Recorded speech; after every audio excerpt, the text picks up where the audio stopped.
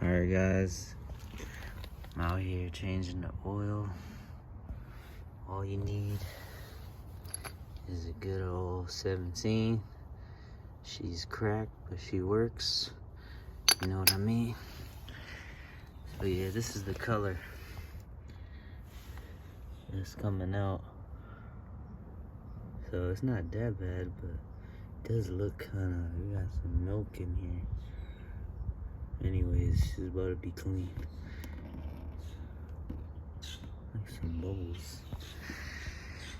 We got the new oil. Let's see what we got here. The Walmart special.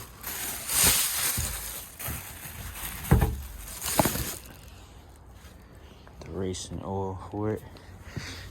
It's crazy because this bike doesn't take a lot of, it just takes 1 quart. So yeah, we got the 3-way protection, wet clutch. Oh. Yes, sir. Good to go. And she's already dripping. Damn, this shit, you can change your oil literally anytime you want.